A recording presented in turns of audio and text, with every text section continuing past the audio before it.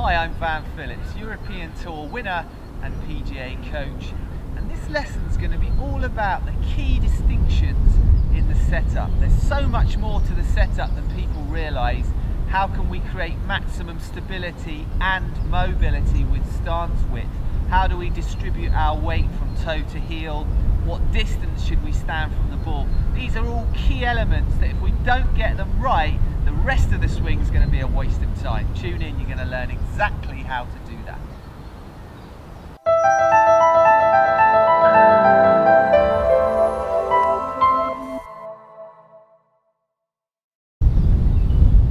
Okay, so let's get on with getting you set up properly. And the reason I'm doing this video is actually one of my subscribers specifically asked me how far away should they stand from the ball. So I thought, let's do a whole setup video and get some clarity on all the important aspects of the most important part of golf, really, because if we set up incorrectly, the rest of the swing is going to become a chain reaction of mistakes.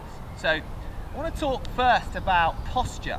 Now, posture's become a really important topic. It's become a bit of a buzz topic. Lots of gym instructors and personal trainers have started to get involved in golf instruction, if you like, in terms of how we can be more athletic when we swing. And there's a lot of talk about the spine at address, and I'd like to really clear up a few things there, because I think everybody's become a bit obsessed with one particular model, if you like, and we're all individuals. That's one of the key things that I like to stress in all my videos, is there isn't one way to play golf. Now, what am I talking about? Well, what I'm talking about is the actual angle of the spine, the shape of the spine, and I'm going to take a side-on profile for this. Now, it's talked about a lot that it's ideal to have a straighter back position at address as we possibly can, and it's discouraged to see a little bit of a hump in the upper mid-back, which we call the thoracic spine, and that's termed as a bit of a kyphotic posture. So if we see somebody with a bit of a rounded look here, a little bit like this, everybody says, oh, or the experts of anatomy and physiology will tell you that that's a poor position, that you're not going to be able to rotate effectively in that position. And there's some truth to that, okay? If we have an overly humped back at address, then it will, in general terms, create a little bit less rotational mobility, which obviously isn't great. But if we look at players like Tyrrell Hatton and Tommy Fleetwood, two great modern day examples of two fantastic players. Fleetwood's #1 on the Race to Dubai right now,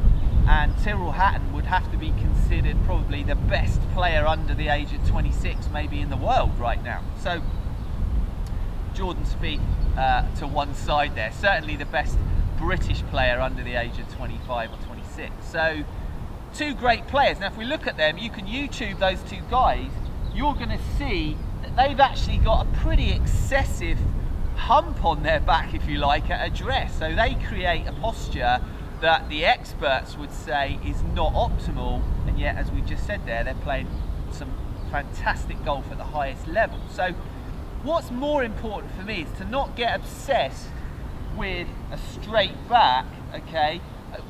What's more important is that you find a comfortable posture.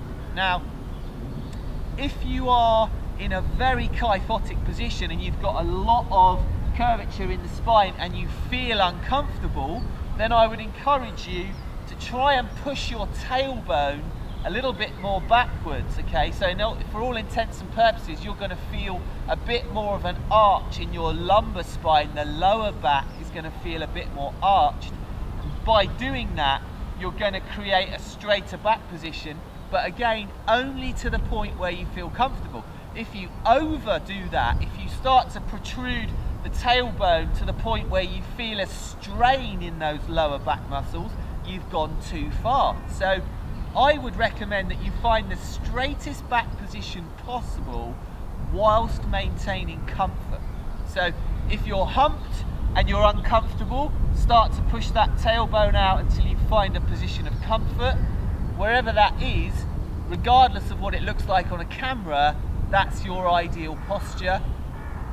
If you start to push that tailbone out to the point where you feel those lower back muscles straining, bring that pelvis back in. So you need to play around with the pelvic movement from front to back. Extend the lower back here and then bring the pelvis forward. Play around with that until you find a position where you go, yeah, do you know what? I feel very comfortable there. I don't feel any part of my back is under strain. So be clear on that. Don't just try and fit this model that everybody's talking about where they want to see everybody with a perfectly straight spine. Yes, Rory McIlroy and Adam Scott are two shining examples of phenomenal ball strikers that look incredibly athletic and dead straight at address.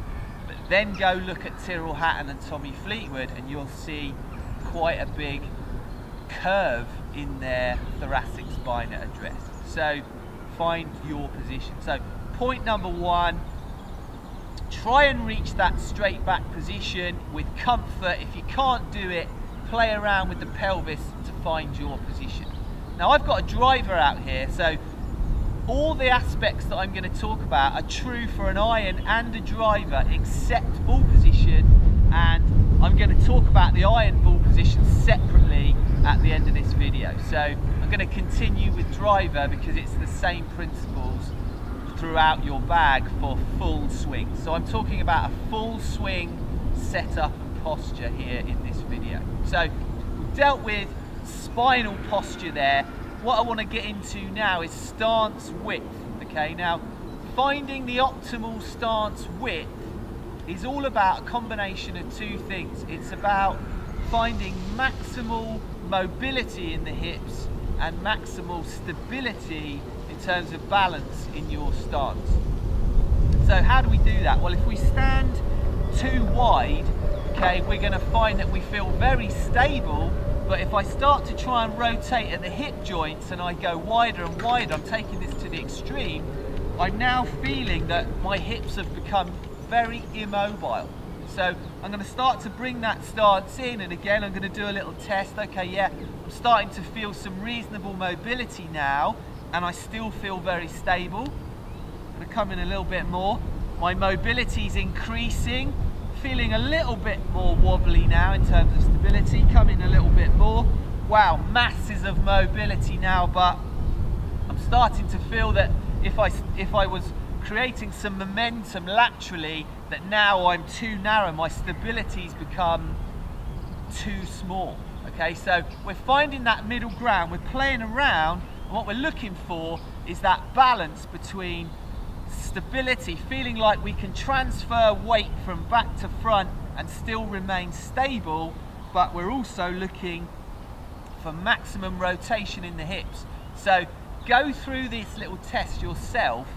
Stand to a driver here, go excessively wide. Yes, you're going to feel solid and stable, but you're going to find those hip joints locked. Start to move the feet in until you feel a nice range of movement here in the hips, but still feeling solid and stable. And overdo it. Go too narrow, go too wide, and then you'll find that comfortable middle ground in the middle there. So a really simple little drill there to find your optimal stance width with a driver. Now I want to talk about weight distribution. Now with a driver, we found that optimal stance width, we still feel some hip turn and we feel solid. Now where do we want the weight? Do we want to be 50-50? Do we want to be left side, right side? Now a driver is teed up, okay, the ball's up in the air, and to hit a driver as far as we possibly can, and go ahead and watch my how to smash the driver video where I teach you how to get maximum power with driver. But because that ball's in the air, we want to sweep up on the ball, so we definitely don't want the weight forward. 50-50 would be okay, but what's even better is if we set the weight slightly on the back foot. It's going to encourage us to stay there. We're not going to necessarily stay there, obviously weight's moving when we swing, but it certainly helps if we get that feeling that we're slightly on the back leg. It's going to help you feel like you can sweep up on the ball. So I recommend about a 60-40 right side, or the side that's furthest from the target, the back leg. Feel your weight is slightly on that leg, at the address position with driver. Okay, again, I'm going to talk a little bit about weight distribution and ball position with an iron in the second part of this video. So driver, then, we know how to find the spine position that's comfortable for you. We've got the stance width, we've got weight distribution. Now I want to talk a little bit about how you're going to feel in terms of toe to heel with your weight distribution. We've done right and left. Now it's important that we get it right from front to back. Now, golf swing should be as athletic as we can possibly make it, and if I was to stand with my weight in my heels, okay, I'm going to be particularly immobile and unathletic from there. Just the same as if I got my weight right in my tiptoes, you can see I'm losing balance there. Again, not great for an effective golf swing. So what we're looking for is we're looking to find the weight driving down through the balls of the feet, and the best way to do that is imagine that you're going to jump as high as you possibly could in the air.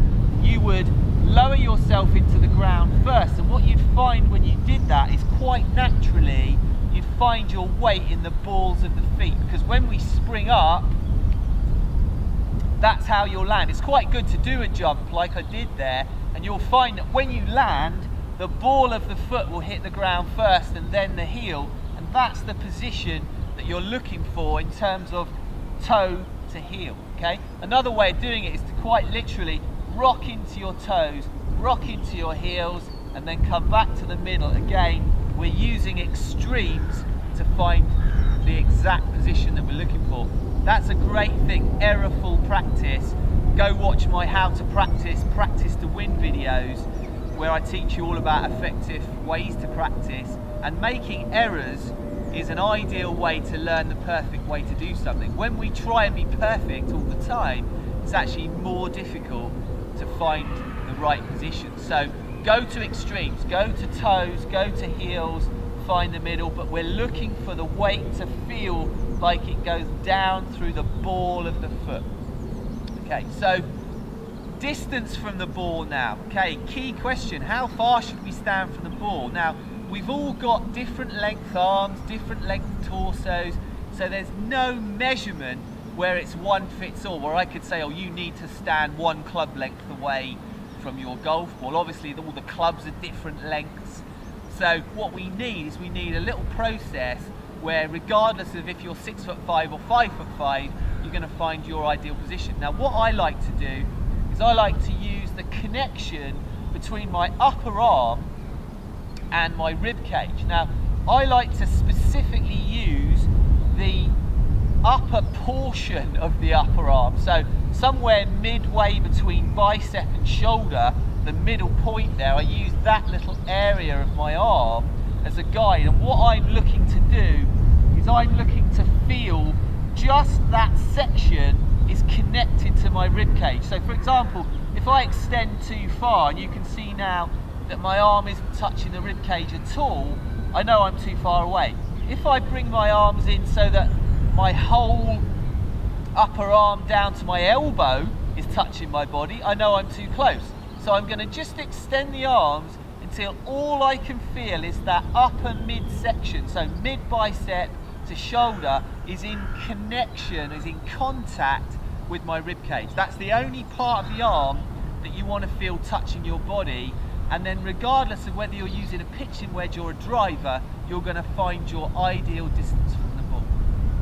So, very simple way to find that distance every single time, regardless of your height or size and regardless of what club you're using. So, some very simple procedures there. We've talked about posture, we've talked about what to look for in terms of a straight back position. We know that we'd like to be as straight as we can be with comfort. We know that also there are players with quite a curve on the back, which is fine if that's how you feel comfortable. Okay, if you're uncomfortable there, then straighten the back. We've talked about how to do that. We've talked about finding the right width of stance. We're looking for mobility and stability compromise. We've looked at forward and back weight distribution, right and left with driver. I'm going to get into what we do with an iron. And we've looked at distance from the ball. So all the key setup aspects there for driver taken care of. Ball position, I said we want to sweep up on the ball with driver, so positioning the ball opposite your left armpit for me, or the armpit that's nearest the target, again a very simple way to get that ball in a position where you're more likely to sweep up on it, which is ideal for the driver. Go ahead and watch my how to smash your driver video. I go into detail there about maximising distance with the driver. Next phase of this video, I'm going to talk about just some key changes in terms of ball position with an iron and weight distribution. Okay, so just a couple of changes with an iron. Weight distribution, driver we want to sweep up on the ball because it's in the air. Iron shots obviously on the ground, even when we play par threes, the tee is very low, it might as well be on the ground, so we want to hit down on the ball with an iron, so we don't want the weight set on that back foot this time. This time it's much better to feel 50-50. So again, play around, wobble from side to side until you feel you've got the weight as equal as you can. You're in a great spot with an iron. Ball position slightly different as well. Driver, we had it up opposite that forward armpit nearest the target. Again, we want to hit down a bit more on an iron. What's going to help us do that is putting it back from the driver position. I like to use a simple test with amateurs. Just set it up dead opposite your sternum initially, absolutely smack banging opposite the sternum, and then just move both feet an inch away from the target. It's going to just shift that ball slightly nearer the target, slightly in front of the sternum, and that's about where we want it. So once you get comfortable and you feel like you're finding that position by second nature, you don't need to do the little process, but it can help you in the beginning to be accurate every time by just going through that simple procedure there. So two key changes with the iron from the driver. Everything else will be the same. So finding your posture, finding your distance from the ball, finding the right balance, all the things that were in the beginning of this video with driver are going to work with an iron. Just make those two changes here with weight distribution and ball position. I hope you're enjoying these videos. Please subscribe if you're not subscribed already, and please head over to my website. There really is a wealth of information on there. I spent all of my life traveling the world seeking out the best information possible. I really am obsessed with this game in the best possible way, and it's been my job, quite literally, to obviously play to my best ability. I was playing for a living for 25 years, but even more important than that for me was finding out the best information, and that's why I'm so keen to get you over to that website as well as watching these videos. So please do that. I look forward to seeing you in the next video.